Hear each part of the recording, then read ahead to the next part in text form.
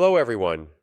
Today, we're going to talk about an important risk management tool in trading and investing, the stop loss order. If you've ever wondered how professional investors protect themselves from big losses, this is one of the simplest yet most powerful tools they use. So, what exactly is a stop loss order? A stop loss order is an instruction you give to your broker to automatically sell or buy a stock once it reaches a certain price. Think of it like a safety net. For example, if you own a stock at $300, you can set a stop loss at $280.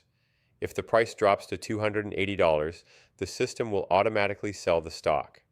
This way, you limit your losses without needing to constantly watch the market.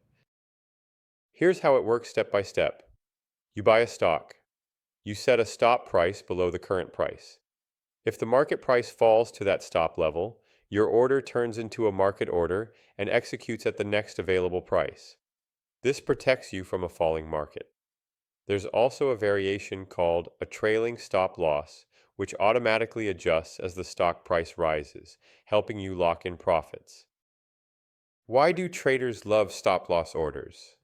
They enforce discipline. They limit potential losses. They give peace of mind since you don't have to monitor the market every second. But stop-loss orders aren't perfect.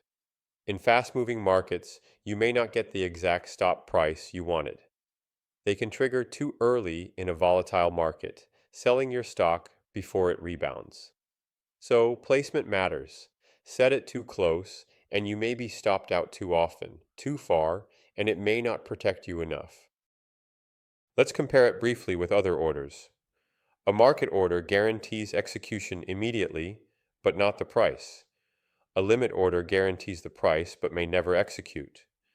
A stop-loss order guarantees neither, but it activates automatically when the stop price is hit, making it a great risk management tool. In summary, a stop-loss order is like having an autopilot for your investments.